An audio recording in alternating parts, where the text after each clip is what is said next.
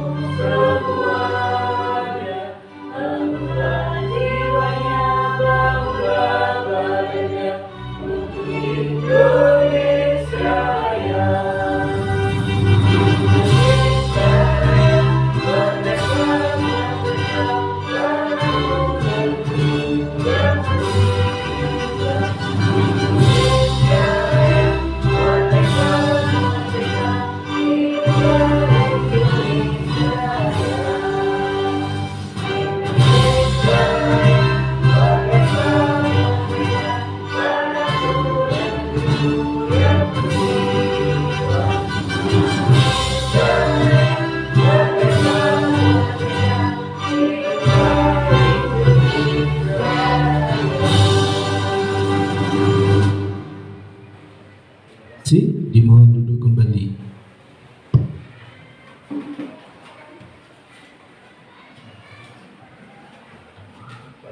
Masuk di materi Pak, di Word. Sini Pak, sini Pak. Ya, betul. Di sini ke atas Pak.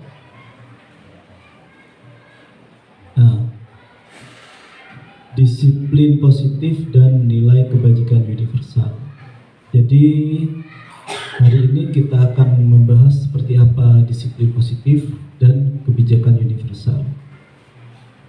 Pengertian dari disiplin positif dan nilai kebajikan universal adalah pendekatan pendidikan yang berfokus pada pengembangan perilaku yang baik melalui dorongan, dukungan, dan penguatan positif, bukan melalui hukuman dan paksaan.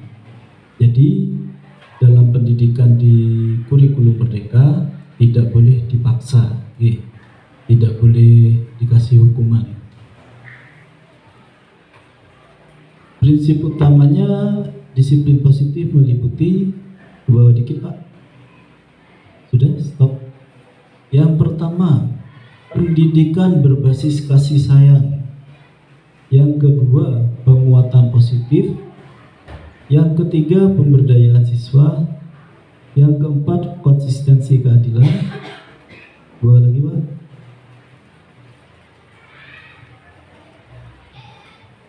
Yang terakhir, pemecahan masalah. Atasan Pak, dikit.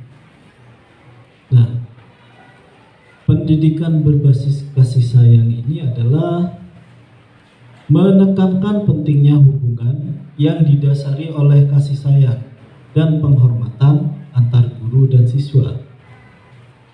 Ini menciptakan lingkungan yang aman dan mendukung, di mana siswa merasa dihargai dan dipahami. Jadi kebutuhannya siswa zaman saya sekolah dulu dan zaman sekarang itu beda. Untuk membuat siswa lebih semangat lagi dan melakukan kegiatan positif di sekolah. Yang kedua, penguatan positif. Perilaku yang baik dan diinginkan diperkuat melalui pujian, penghargaan, atau pengakuan. Jadi hal yang saya sampaikan barusan itu untuk memotivasi siswa supaya terus berperilaku positif. Jadi kita jangan ini ya, jangan bosan dalam menghargai siswa. Selanjutnya, pemberdayaan siswa, mendorong siswa untuk memahami konsekuensi dari tindakan mereka dan membantu mereka belajar membuat pilihan yang lebih baik. Ini termasuk melibatkan siswa dalam proses pengambilan keputusan dan mengajarkan kepada mereka keterampilan sosial dan emosional. Maaf agak beribet. Jadi di pemberdayaan siswa itu siswa diberi pilihan untuk memilih mana yang lebih baik atas sikap dan tindakannya. Jadi kita nggak bisa langsung ngehukum kalau ada siswa salah. Ditanyakan dulu kenapa kok melakukan itu, alasannya apa. Selanjutnya, konsistensi dan keadilan. Pendekatan ini menekankan pentingnya konsistensi dalam menerapkan aturan dan batasan, serta memastikan bahwa semua siswa diperlakukan dengan adil dan tanpa diskriminasi. Jadi tidak boleh ini ya Bapak Ibu ya, misalnya ada anaknya polisi atau anaknya tentara, kita tidak bisa memilih, tidak boleh tebang pilih dalam menegakkan disiplin positif di sekolah. Kalau tersebut salah, ya kita bina lebih baik lagi. Lanjut Pak.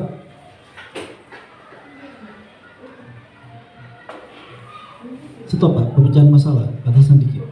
Nah, alih-alih menghukum, disiplin positif berfokus pada mencari solusi atau masalah perilaku.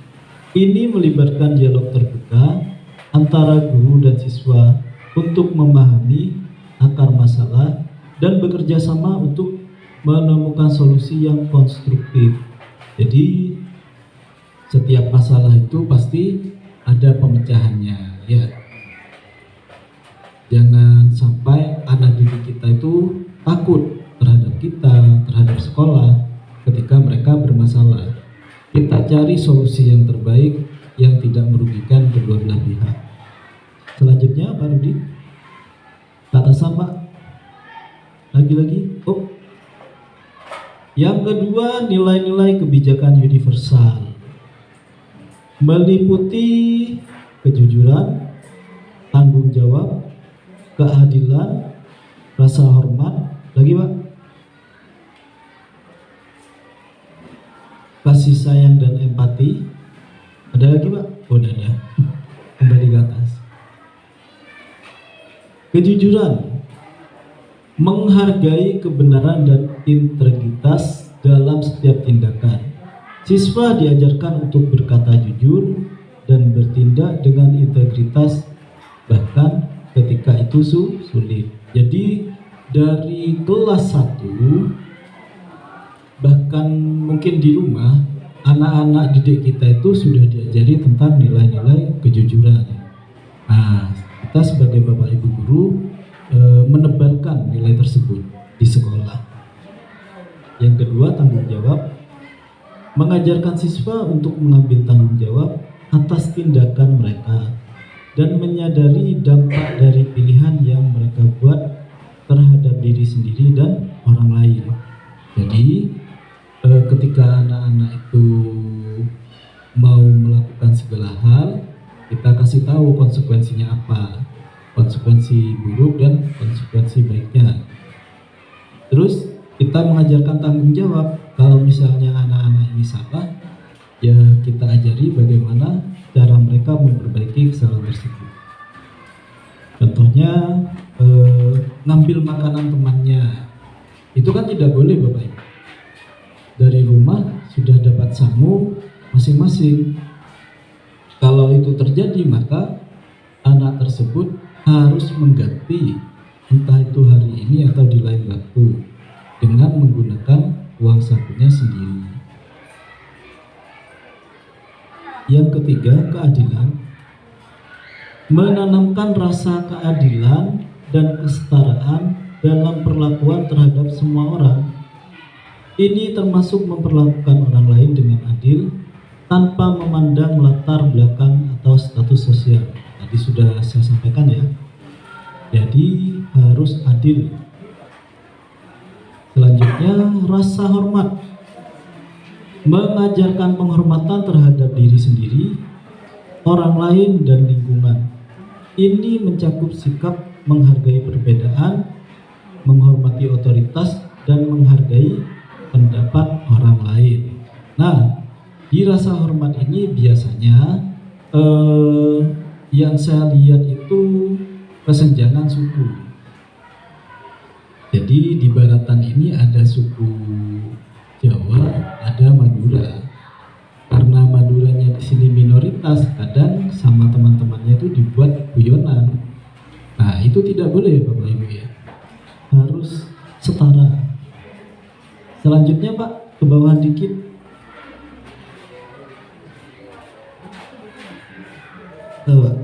Atas sama. Nah, ini kasih sayang empati. Jadi kasih sayang dan empati ini menumbuhkan rasa kasih sayang dan kemampuan untuk memahami dan merasakan apa yang dirasakan orang lain. Misalnya, kalau temannya jatuh, itu bagaimana caranya siswa kita mau membantu tanpa pamrih. Tidak boleh ketika ada temannya jatuh disorai, ya jangan. Kalau ada murid kita yang sakit, kita ajak anak-anak supaya apa? Bagaimana berempati terhadap teman-teman yang sakit. Contohnya, kita jemput rumahnya bersama-sama, ya. Selanjutnya Bapak. Nah, ini ada kerjasama dan gotong royong. Nilai ini menekankan pentingnya kerjasama dan gotong royong dalam mencapai tujuan bersama, baik di lingkungan sekolah maupun dalam masyarakat. Jadi gotong royong itu kalau di dalam kelas, contohnya piket harian ya. Di kelas saya Bapak Ibu, di kelas 5, kadang ada kelompok yang piketnya itu hanya anak perempuannya saja. Anak laki-lakinya itu tidak mau. Nah, untuk menyikapi itu, maka saya panggil itu yang tidak mau piket. Saya panggil, konsekuensinya kalau tidak piket di pagi hari, maka saat pulang sekolah wajib menyapu kelas karena sudah menjadi kesepakatan bersama di kelas 5. Selanjutnya, kebersihan dan kedisiplinan. Mengajarkan pentingnya menjaga kebersihan diri dan lingkungan serta menjalani kehidupan yang teratur dan disiplin. Jadi kebersihan diri itu Bapak Ibu, anak-anak harus kita cek. Contoh dari kuku, ya. Nah, coba kita setiap hari Jumat atau setiap hari Senin kita keliling ke anak-anak satu-satu. Karena sekarang banyak anak-anak itu yang tidak masuk karena sakit perut, diare atau apa. Nah, bisa kita lihat di kukunya. Sudah ya Bu ya? Jadi kalau kukunya panjang atau apa itu dibersihkan dan dipotong ya Bapak Ibu ya. Nah, akhirnya mungkin bisa dipindah Bu ke belakang. Jadi ini ya, tentang kebersihan ini wajib dari diri anak itu sendiri. Kalau anak itu di rumah, kadang bapak ibunya yang bekerja itu sudah tidak memperhatikan tentang kebersihan anaknya, tapi tidak semua, ada beberapa. Jadi kalau anak-anak yang seperti itu, kita di kelas menyediakan pemotong kuku, sama kalau ada itu ini sikat gigi dan pasta gigi. Ada beberapa murid saya tuh kadang lupa ada gosok gigi katanya karena bangunnya siang. Terus selain kuku dan gigi, yang perlu dicek adalah rambut Bapak Ibu. Jadi zamannya sekarang ini rambutnya modelnya aneh-aneh. Nah, itu harus dipotong serapi mungkin. Contoh kayak Bapak Rudi, wah ini sudah bersih sekali ini. Nah, hubungan antara disiplin positif dan nilai-nilai kebajikan universal. Jadi, disiplin positif berfungsi sebagai kerangka untuk menanamkan nilai-nilai kebajikan universal dalam diri siswa. Dengan mengadopsi pendekatan disiplin yang berbasis penghargaan, dukungan, dan dialog, siswa belajar untuk menghargai nilai-nilai moral seperti kejujuran, tanggung jawab, dan rasa hormat. Ketika siswa diajarkan dengan cara yang positif, mereka cenderung menginternalisasi nilai-nilai ini dan menerapkannya dalam kehidupan sehari-hari.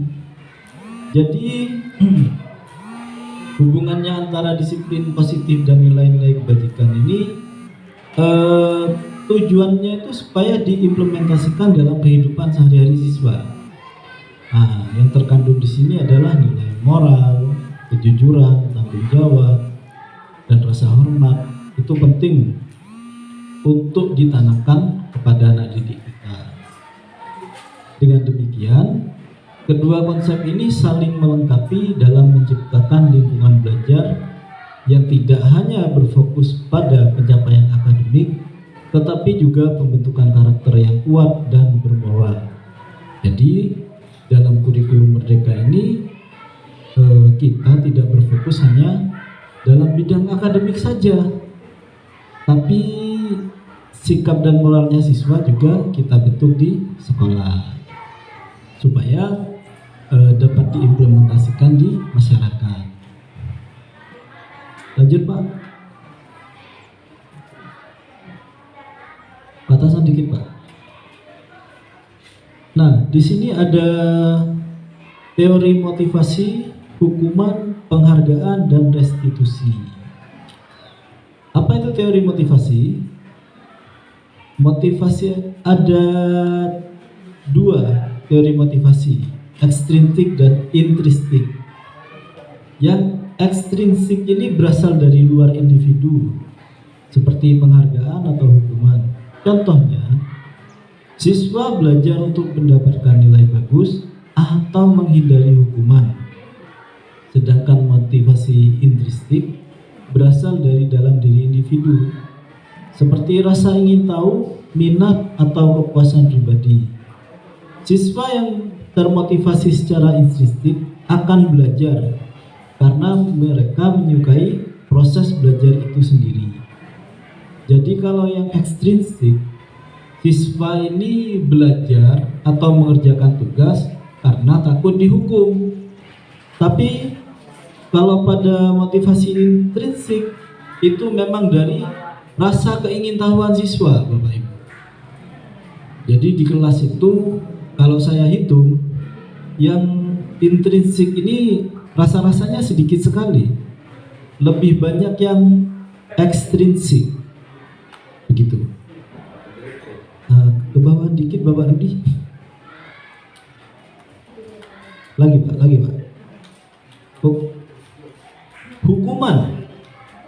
Hukuman adalah bentuk konsekuensi negatif yang diberikan untuk mengurangi atau menghentikan perilaku yang tidak diinginkan. Meskipun hukuman bisa efektif dalam jangka pendek, namun seringkali tidak memberikan hasil jangka panjang yang positif. Hukuman bisa menimbulkan rasa takut, dendam, atau bahkan pemberontakan. Wah, ini sudah kelihatan siswa kita yang pemberontakan ini. Yang dendam juga ada. Jadi apa ya?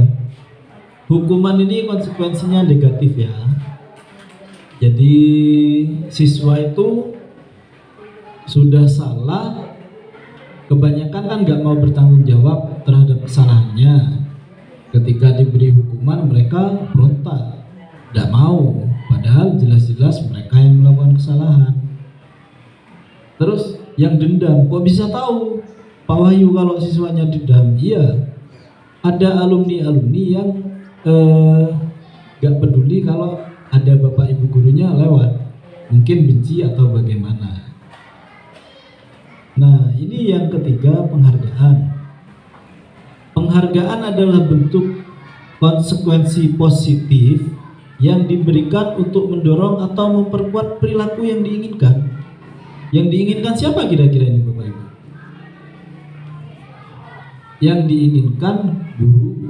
Jadi siswanya kan ingin supaya tidak nakal, terus belajarnya semangat, gitu ya. Harus dipuji. Penghargaan bisa berupa pujian, hadiah, atau pengakuan.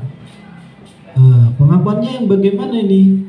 Nak, kamu pintar, lebih semangat lagi dalam belajar. Ayo kasih tepuk tangan. Itu pengakuan terhadap seorang siswa. Kadang pujian juga mirip-mirip dengan pengakuan. Nah, namun jika terlalu sering digunakan, penghargaan bisa menggeser motivasi dan intrinsik menjadi ekstrinsik. Contoh, siswa yang rajin diberikan bintang penghargaan atau hadiah khusus. Jadi motivasi intrinsiknya ini bisa hilang kalau sering diberi pujian, bukan bakat dari dalam dirinya sendiri. Jadi rasa ingin tahunya berkurang, yang ada bersaing ingin menjadi lebih baik daripada teman-temannya. Menunjukkan supaya apa? Supaya dapat hadiah, supaya diakui sama bapak ibu guru, begitu ya. Lanjut Pak, nomor 4. Nah ini adalah restitusi. Restitusi adalah pendekatan yang berfokus pada pemulihan hubungan dan perbaikan kesalahan melalui tindakan positif. Ini lebih dari sekedar memberi hukuman, ini tentang membantu individu memahami dampak dari tindakan mereka dan memberikan mereka kesempatan untuk memperbaikinya. Jadi restitusi itu pemulihan dan perbaikan terhadap individu dari kesalahannya melalui tindakan positif. Contoh, seorang siswa yang merusak properti sekolah diminta untuk memperbaikinya atau melakukan tindakan positif lain sebagai bentuk tanggung jawab. Jadi kan sering nih, misalnya main bola atau apa, kenai pot bunganya pecah. Kebetulan yang cor, kalau yang plastik nggak mungkin ya. Nah, kita sebagai guru tidak menyuruh siswa tersebut untuk mengganti membeli yang baru, tapi yang main bola itu dipanggil, suruh tanggung jawab. Ayo, gimana caranya pot bunga ini utuh lagi? Maka perbaikan dalam hal itu bisa dengan cara dijilid lagi pot bunganya pakai semen, ya. Dicor apa dijilid lebih bagusnya.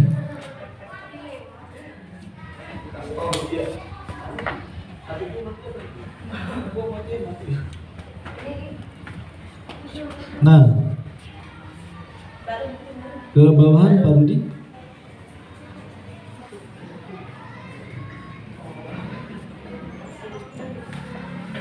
Nah, motivasi Guru harus memahami perbedaan antara motivasi ekstrinsik dan intrinsik, serta bagaimana mereka dapat mempengaruhi pembelajaran siswa.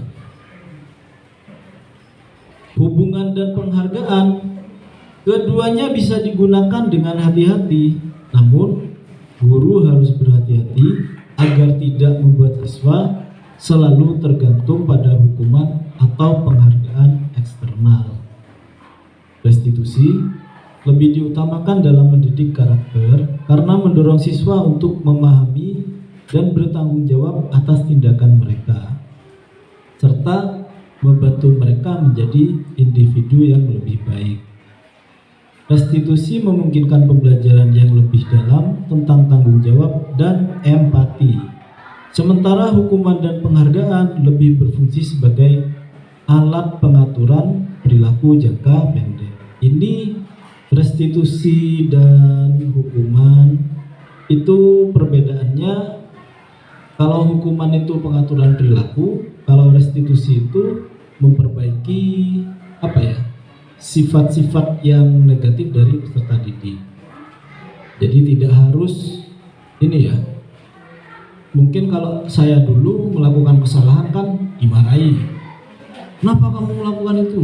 Kenapa aku gak masuk kelas? Kalau sekarang enggak. Kita dengan lembut tanya ke siswa, "Nah, kamu kenapa kok di luar? Pelajarannya siapa sekarang?" Gitu ya. Kebanyakan anak-anak keluar itu ketika bukan guru kelasnya yang di kelas. Jadi misalnya ada Bu Iza di sini, bisa dilihat ya Bu Iza ya, yang sering keluar anak-anak ketika di pembelajaran mapel. Ke atasan Wardi, Pak. Iya, Pak. Nah terus lagi Pak. Nah, ini ada keyakinan kelas, mungkin bisa diterapkan. Jadi, keyakinan kelas adalah prinsip, aturan, atau norma yang disepakati bersama oleh guru dan siswa dalam sebuah kelas. Keyakinan ini bertujuan untuk menciptakan lingkungan belajar yang positif, mendukung, dan aman bagi semua peserta didik. Melalui keyakinan kelas, siswa dan guru berkomitmen untuk mematuhi dan menjalankan nilai-nilai yang telah disepakati demi tercapainya suasana belajar yang kondusif dan harmonis. Jadi Bapak Ibu, kita bisa menggunakan keyakinan kelas supaya pembelajaran di kelas itu kondusif. Ya, contoh, anak-anak mau pembelajaran di kelas yang seperti apa? Banyak gamenya Pak Guru. Berarti permainannya game sambil belajar bisa. Terus pengen yang seperti apa lagi? Sebelum pembelajaran dimulai menyanyikan lagu nasional Pak Guru, boleh. Terus apa lagi? Izinnya Pak Guru, dalam satu hari ke kamar mandi hanya dibatasi 2 kali. Anak-anak setuju? Tidak. Karena di kelas saya sendiri Bapak Ibu, di kelas 5, satu anak kalau saya hitung bisa Pak Rudi, istirahat pertama 2 kali, istirahat kedua 2 kali, mau pulang masih. Kalau mereka izin seperti itu kan mereka sendiri yang terkendala dalam mengikuti pembelajaran di kelas gitu. Jadi maksud saya supaya mereka mengikuti penuh gitu. Lanjut Pak, atasan dikit. Di sini ada langkah-langkah membentuk keyakinan kelas. Yang pertama, diskusi bersama. Guru dan siswa mengadakan diskusi untuk membahas apa saja yang dianggap penting dalam menjaga lingkungan kelas yang positif. Semua siswa diberi kesempatan untuk menyampaikan pendapatnya. Yang kedua, identifikasi nilai-nilai penting. Setelah diskusi, nilai-nilai atau prinsip utama yang dianggap penting oleh semua anggota kelas diidentifikasi. Nilai-nilai ini bisa mencakup rasa hormat, kejujuran, kerjasama, tanggung jawab. Yang ketiga, formulasi keyakinan. Berdasarkan nilai-nilai yang telah diidentifikasi, guru dan siswa bersama-sama menyusun pernyataan keyakinan yang jelas dan spesifik. Misalnya, Kami percaya bahwa semua siswa harus saling menghormati satu sama lain. Yang kedua, kami akan datang tepat waktu dan siap untuk belajar setiap hari. Yang ketiga, kami akan menjaga kebersihan kelas dan mengembalikan barang ke tempatnya setelah digunakan. Nah, dari 3 poin formulasi keyakinan ini, itu sering ya Bapak Ibu ya. Misalnya, tentang menghormati satu sama lain. Biasanya, anak-anak yang troublemaker, itu kalau ada temannya maju, dia paling riuh. Riuhnya gimana? Disorai dulu.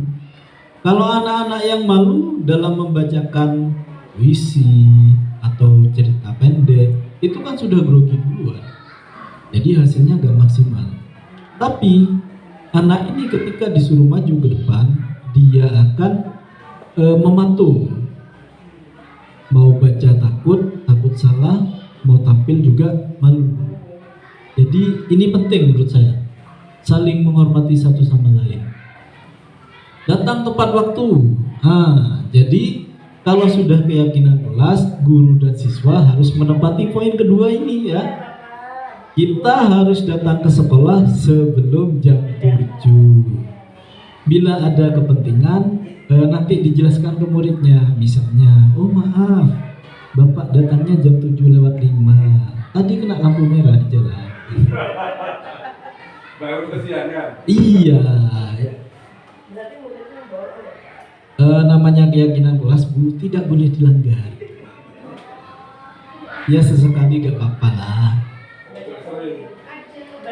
Kalau sering ya gak enak juga Pak gitu. Yang ketiga, menjaga kebersihan kelas. Saya lihat Bapak Ibu, itu kan mereka menyimak pembelajaran yang saya sampaikan, habis itu ada tugas.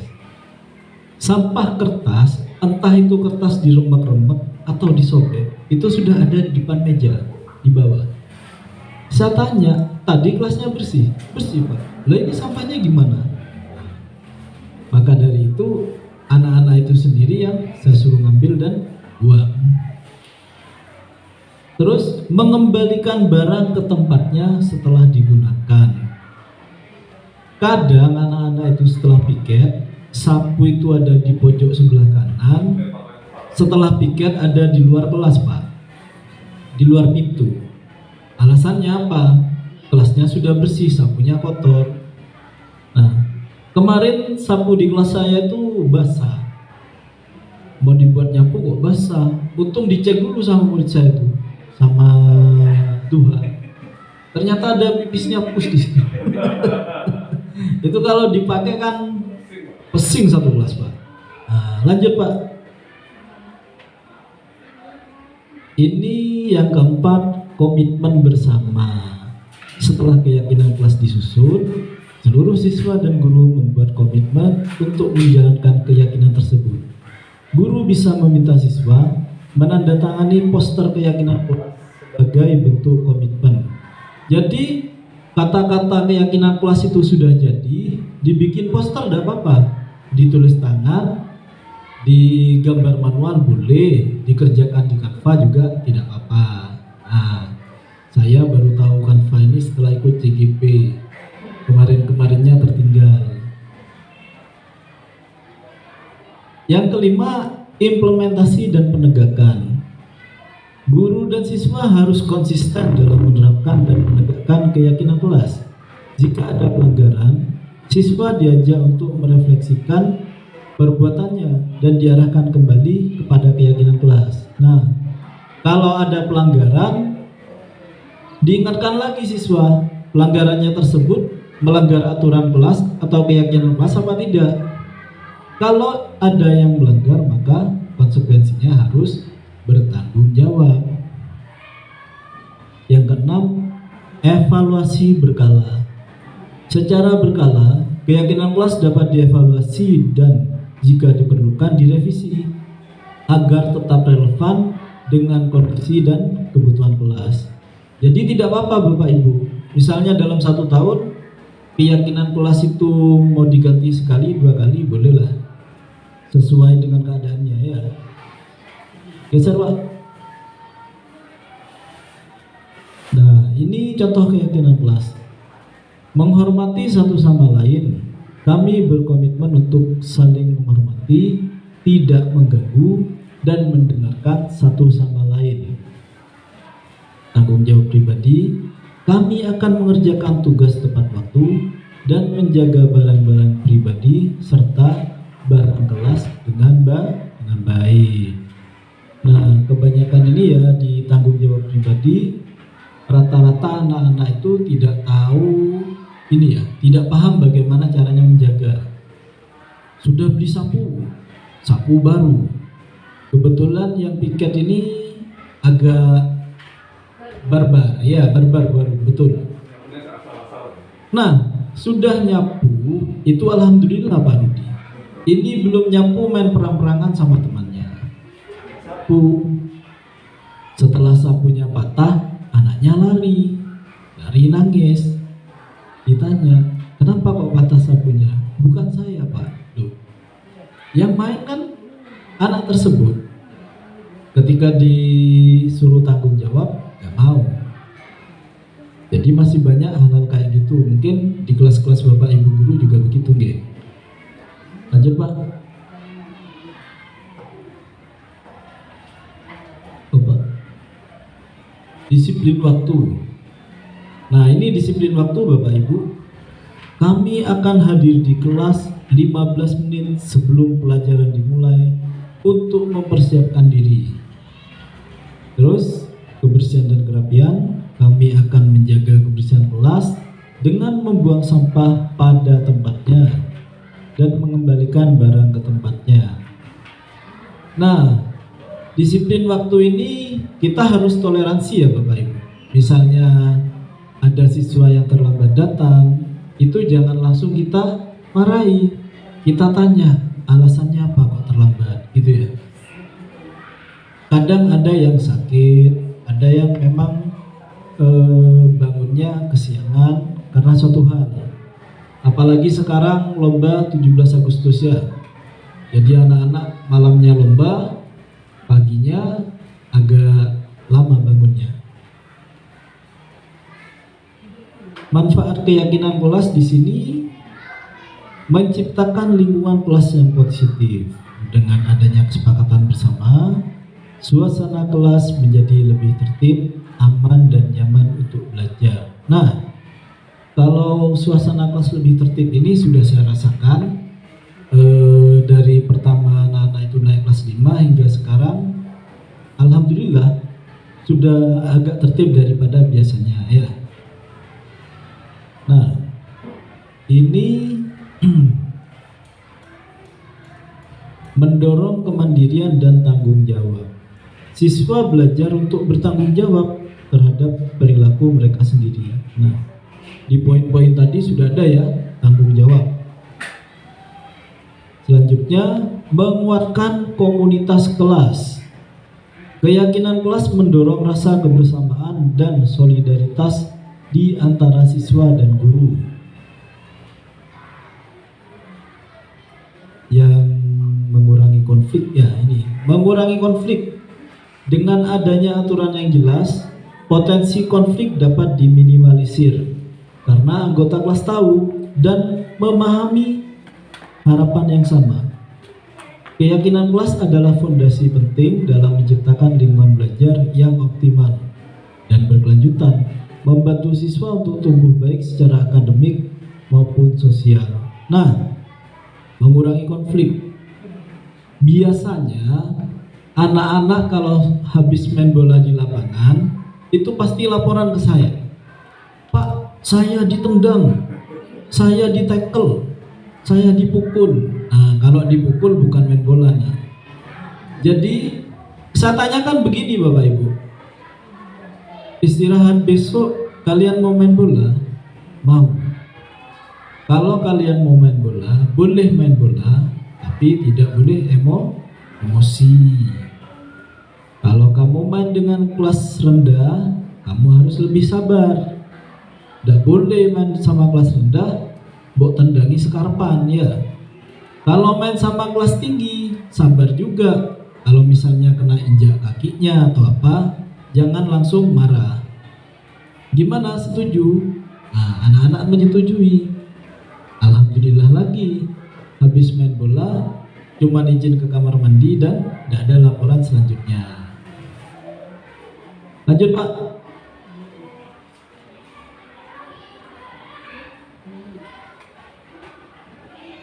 Di sini kebutuhan dasar manusia dan dunia berkualitas dengan konteks teori kontrol oleh Dr. William Glasser.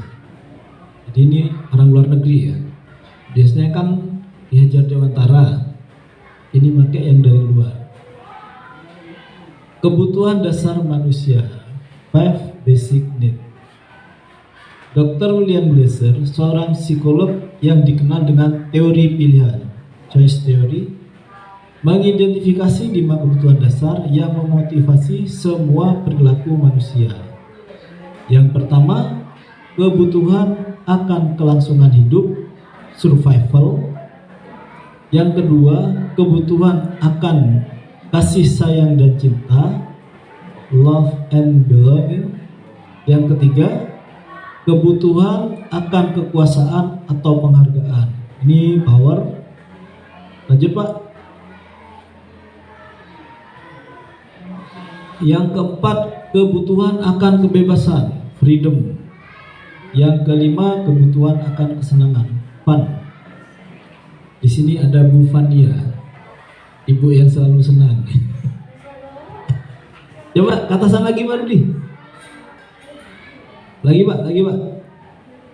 Nah, di sini kita lihat yang poin pertama, survival atau kebutuhan akan kelangsungan hidup. Ini adalah kebutuhan dasar yang mencakup kebutuhan fisik seperti makanan, air, tempat tinggal, dan rasa aman. Sama ya, rasa aman selalu dibutuhkan. Yang kedua, kebutuhan akan kasih sayang dan cinta. Wah, ini kira-kira Bapak Ibu butuh nggak ini? Butuh. Oh, butuh kasih sayang. Bulia butuh kasih sayang. Gak butuh cinta, Bulia? Oke. Ada yang butuh uang juga. Kalau bisa dapat semua ya, Bu Fania ya. Ya. Bukan dua-duanya. 5, Pak, 5. Nah, manusia memiliki kebutuhan untuk merasa dicintai. Begitu juga anak didik kita ya. Diterima dan menjadi bagian dari kelompok atau komunitas. Kebutuhan ini melibatkan hubungan yang bermakna dengan orang lain. Nah, di sini kita ambil contoh peserta didik. Kalau kita mengajarnya dengan rasa cinta dan menerima peserta didik yang misalnya ada mandi atau apa ya, itu mungkin mereka lebih semangat ke sekolah.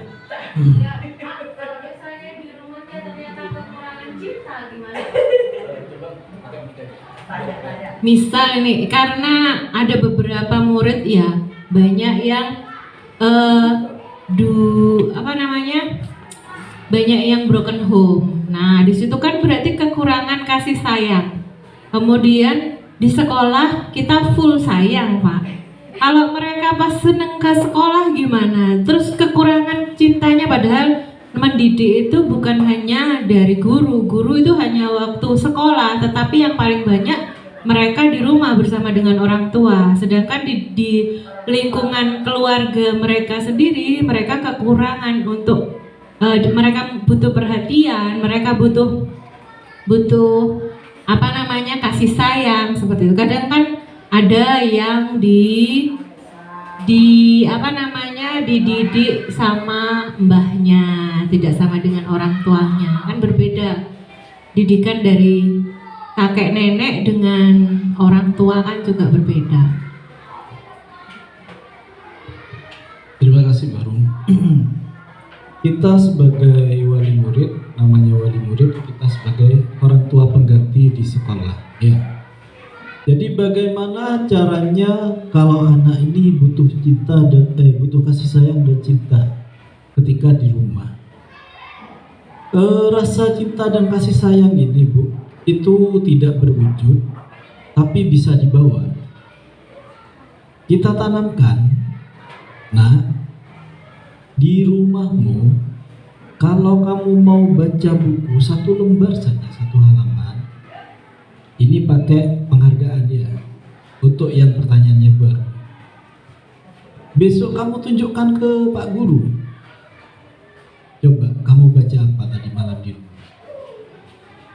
Bener Pak Guru, bener. Maka namanya anak, kalau sudah dikasih janji, ya dia akan semangat pulang baru. Menggebu-gebu dia pulang. Wah, aku Pak Guru pasti dikasih hadiah besok. Tak baca dulu. Dibaca. Mana yang kamu baca nak? Besoknya ya. Ini Pak. Coba Pak Guru tutup buku. Kamu ucapkan kalimat apa yang kamu ingat di sana. Paling tidak 2 baris atau 3 baris kata. Nah, diucapkan. Nah, dari dia mau membaca apa yang kita instruksikan, cinta kita sudah dibawa sama dia baru di rumahnya, begitu. Jadi kalau masalah urusan kasih sayang tergantung setiap individu. Apalagi banyak murid kita yang orang tuanya broken home. Jadi kita harus lebih menerima mereka lebih baik ketika di sekolah. Jadi misalnya kalau di rumahnya mereka diperlakukan biasa-biasa aja, kita bikin mereka spesial di sini. Bagaimana caranya? Itu tergantung kreatif kita sebagai guru. Nah, Anda hidup kok. Nah, mungkin ada yang lain. Jadi kalau cinta itu bagaimana membawanya ke rumah? Yang namanya perasaan. Jadi kita tanamkan di sekolah itu secara mendalam terhadap anak tersebut. Mungkin Bulfi mau menyampaikan? Lanjut ya. Yang ketiga, power. Kebutuhan akan kekuasaan dan penghargaan. Nah, mirip-mirip ini baru. Penghargaan ini mencakup kebutuhan untuk merasa dihargai, memiliki rasa kompetensi dan pengakuan. Manusia ingin merasa bahwa mereka memiliki kendali atau pengaruh atas lingkungan mereka. Jadi kadang ada anak yang mengendalikan kelas. Contoh, anak tersebut paling besar ya, yang lain kecil-kecil. Lah nakal-nakal, tak cepit. Teman-temannya kan takut. Jadi di situ ya. Yang keempat, kebutuhan akan kebebasan, freedom. Siapa yang tidak suka bebas? Pak Rudi suka bebas. Oh, tidak suka Pak? Aduh, kalau saya lebih suka freedom Pak. Maksudnya dalam mengajar. Mau pakai metode apa-apa boleh dipakai Pak. Kebutuhan ini mencakup keinginan untuk membuat pilihan, merasakan otonomi dan memiliki kontrol atas arah hidup mereka sendiri. Kebebasan untuk berpikir, berekspresi, dan bertindak sesuai dengan kehendak pribadi adalah bagian dari kebutuhan ini. Tapi kalau di sekolah, freedom ini harus mengikuti rule yang ada di sekolah. Rule itu apa ya? Aturan ya. Boleh bebas tapi di dalam aturan yang berlaku. Lanjut Pak.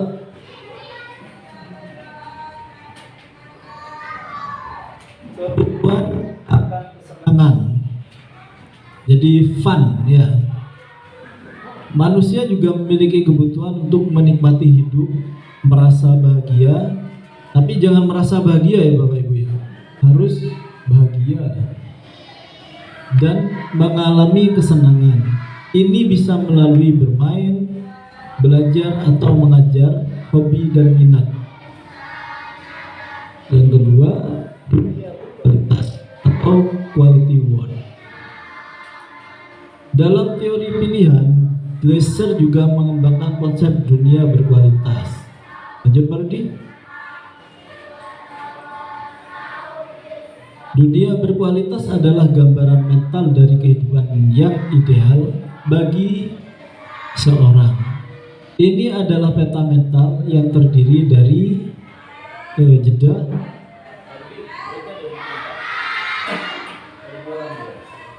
itu plus 6, plus 5 ya? Oke. Ke atasan Bu. Belum masih. Lagi. Oke. Jadi poin dalam dunia berkualitas ini adalah orang, individu yang kita cintai atau kagumi. Nah, ada dalam kelas itu siswa kadang mengagumi gurunya, ya, kadang mengagumi guru di luar kelasnya, mungkin karena sosoknya yang kasih sayang, ya, terus ya keibuan lebih utamanya. Kalau kebapaan anak-anak gak mau nih. Di situ ya Bu ya. Terus ada hal, aktivitas atau barang yang memberikan kebahagiaan dan kepuasan. Jadi apa? Aktivitas atau barang. Contohnya misalnya dalam kegiatan pembelajaran di olahraga dan antara materi dan prakteknya, anak-anak lebih suka pada saat praktek karena mereka melakukan secara langsung itu dalam pembelajaran olahraga. Contohnya pada materi renang ataupun sepak bola, voli, itu mereka mau mengalami secara langsung daripada dengan yang disampaikan di kelas. Keyakinan dan nilai, prinsip dan keyakinan yang dianggap penting dan bermakna. Dunia berkualitas ini sangat individual dan unik untuk setiap orang. Itu dibentuk oleh pengalaman hidup, hubungan dan nilai-nilai yang dimiliki seorang. Peran dalam kehidupan, dunia berkualitas ini menjadi motivasi utama di balik perilaku seseorang. Setiap tindakan yang kita lakukan adalah upaya untuk mendekati atau mempertahankan dunia berkualitas. Lanjut Bu. Digeser aja ada Bapak Bu. Nah, yang ketiga, kaitan kebutuhan dasar dan dunia berkualitas. Kebutuhan dasar manusia adalah fondasi dari dunia berkualitas mereka. Dan ada Bapak lagi muncul lagi.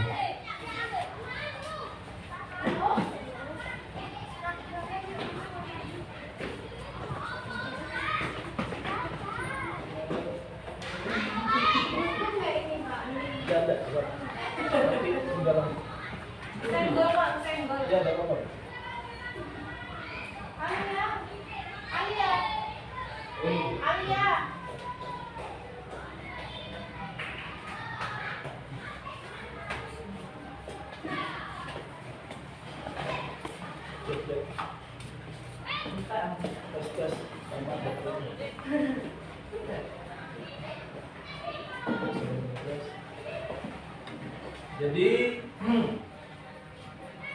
kebutuhan dasar manusia adalah fondasi dari dunia berkualitas mereka. Orang berusaha memenuhi kebutuhan dasar mereka, misalnya kasih sayang, kebebasan, melalui upaya untuk membangun dan mempertahankan dunia berkualitas mereka. Kebutuhan akan kasih sayang dan cinta mendorong kita untuk memasukkan orang-orang penting dalam dunia berkualitas kita. Jadi mungkin pada kebutuhan akan kasih sayang, anak-anak ini punya dunia sendiri dan menggolongkan orang-orang tersebut yang mereka kagumi, mereka sayangi, ya, ke dalam tujuannya. Yang keempat, kebutuhan akan kekuasaan mendorong kita mencapai prestasi atau pengakuan yang penting dalam dunia berkualitas. Yang selanjutnya, setiap tindakan yang kita lakukan menurut Glaser adalah upaya untuk memenuhi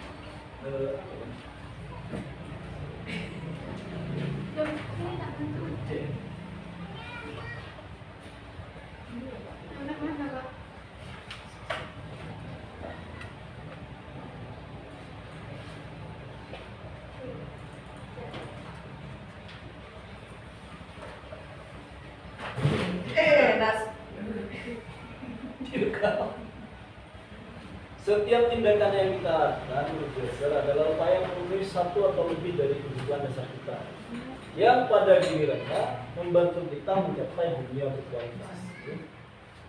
Dengan memahami kebutuhan dasar dan dunia berkualitas, seorang guru atau pendidik dapat lebih baik menuntun siswa dalam mencapai kesejahteraan psikologis dan kesuksesan akademis. Jadi psikologis dan akademis itu diharapkan bisa maksimal ya pada nanti kita. Mereka juga dapat menggunakan pemahaman ini untuk menciptakan lingkungan belajar yang mendukung kebutuhan dasar siswa, membantu mereka membangun dunia berkualitas yang positif dan memuaskan. Lanjut Bu. Katakan dikit. Ya, ini aja. Restitusi dan 5 posisi kontrol dalam manajemen kelas. Restitusi adalah pendekatan dalam pendidikan yang berfokus pada pemulihan hubungan dan pembelajaran daripada memberi hukuman. Jadi, terima kasih baru. Jadi saya ulangi, restitusi adalah pendekatan dalam pendidikan yang berfokus pada pemulihan hubungan dan pembelajaran daripada memberikan hukuman. Ini adalah bagian dari teori kontrol oleh Dr. William Glaser dan banyak digunakan dalam manajemen kelas. Restitusi bertujuan untuk membantu siswa memahami kesalahan mereka, memperbaiki tindakan mereka, dan mengembalikan keharmonisan dalam kelas. Sering ya Bapak Ibu ya, jika ada siswa yang bermasalah di kelas, kadang teman-temannya itu mengeliminasi. Misalnya duduk, teman sebangkunya ini gak mau duduk sama anak yang bermasalah ini karena dia suka melakukan perbuatan yang gak menyenangkan, suka nyala-nyala. Akhirnya apa? Dalam kelas tersebut bisa kondusif enggak? Tidak. Kenapa? Karena anak ini akan merasa dikucilkan. Setelah anak ini merasa dikucilkan, merasa terbuli oleh teman-temannya. Setelah merasa terbuli, gak mau ke sekolah, gak mau ketemu gurunya, dan sudah gak ada harapan lagi dalam belajarnya. Jadi fungsinya restitusi supaya tidak terjadi seperti itu ya. Berikut adalah penjelasan tentang 5 posisi kontrol yang dapat diambil oleh seorang guru dalam pendekatan restitusi. 1. Posisi bos. Guru bisa jadi bos nih. Guru mengambil kendali penuh atas situasi, memutuskan aturan dan memberikan konsekuensi langsung terhadap perilaku siswa. Dalam posisi ini, guru berperan sebagai pemegang otoritas utama. Tujuannya menjaga ketertiban dan memberitahu siswa bahwa ada aturan yang harus digunakan. Kapan digunakannya? Biasanya digunakan dalam situasi di mana keamanan atau keselamatan terancam, atau dalam situasi di mana siswa perlu segera memahami batas-batas yang jelas. Lanjut dulu ya. Posisi autonomis. Guru menuntun siswa untuk membuat pilihan sendiri dengan memberikan beberapa opsi dan membiarkan mereka menanggung konsekuensinya. Di sini, guru mengajak siswa untuk mengambil tanggung jawab atas tindakan mereka. Tujuannya mendorong otonomi dan tanggung jawab pribadi pada siswa. Kapan digunakan? Cocok digunakan ketika siswa memiliki kapasitas untuk membuat pilihan yang bertanggung jawab dan perlu belajar tentang konsekuensi dari tindakan mereka. Yang ketiga, posisi friend atau teman. Guru mendekati siswa dengan penuh empati dan mencoba memahami perasaan atau alasan di balik perilaku mereka. Guru berperan sebagai teman atau pendukung. Tujuannya membangun hubungan yang kuat dan saling percaya dengan siswa. Nah, ini bisa untuk siswanya lebih percaya kepada Bapak Ibu guru ya. Kapan digunakan? Ketika siswa membutuhkan dukungan emosional atau ketika membangun hubungan menjadi prioritas untuk mengatasi masalah perilaku. Nah, ini baru terkait cinta yang kurang itu Bu, bisa seperti ini. Guru sebagai teman. Friend. Yang keempat, posisi teacher. Jadi sebagai guru ya. Guru berperan sebagai pengajar yang menuntun siswa untuk memahami mengapa perilaku tertentu tidak dapat diterima dan apa yang bisa mereka pelajari dari situasi tersebut. Fokusnya adalah pada pembelajaran dan perkembangan siswa. Tujuannya mendidik siswa mengenai nilai-nilai dan norma-norma yang penting serta membantu mereka memahami dampak dari tindakan mereka. Kapan digunakan? Ketika tujuan utama adalah pendidikan moral dan sosial, dan ketika siswa perlu dipandu untuk memahami dan mempraktikkan perilaku yang benar.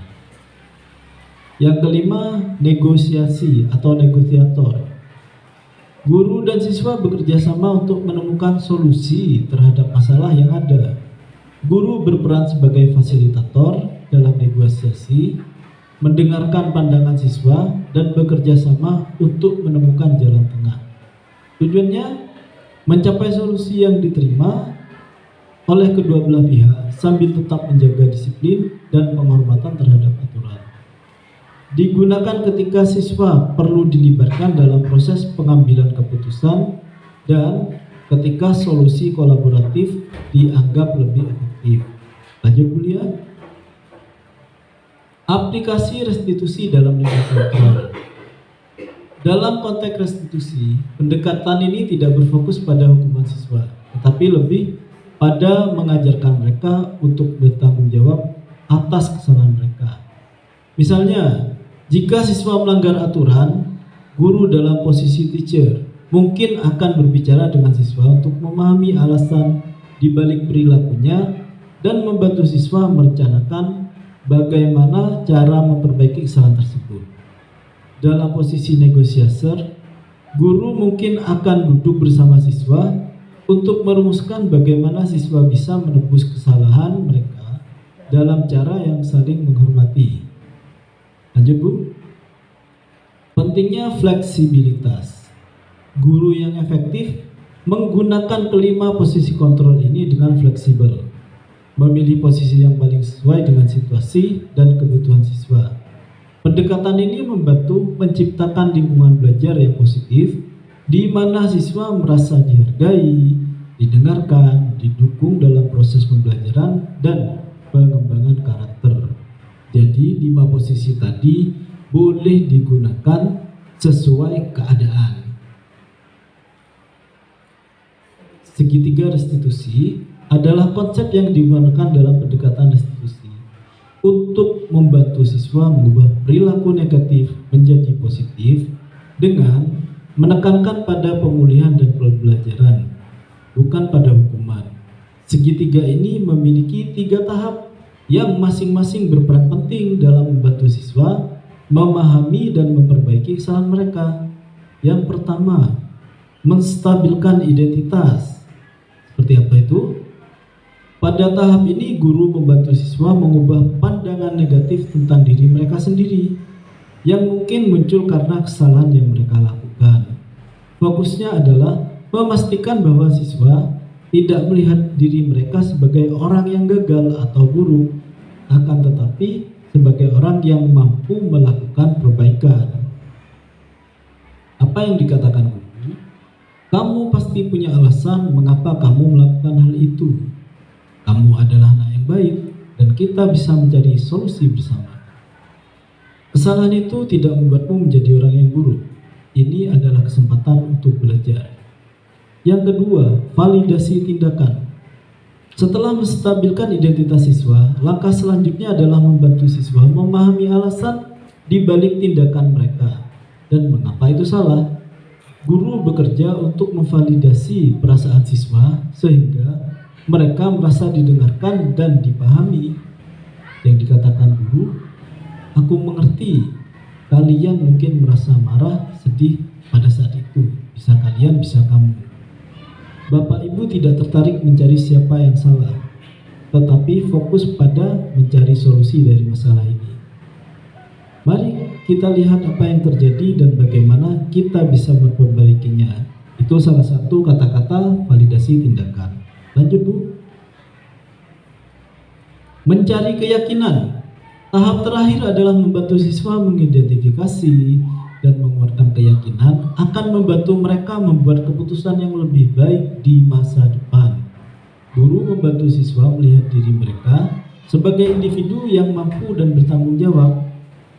Apa yang dikatakan guru? Kamu mau menjadi seorang seperti apa? Bagaimana kamu ingin memperbaiki situasi ini? Apa yang bisa kamu lakukan untuk memastikan hal ini tidak terjadi lagi?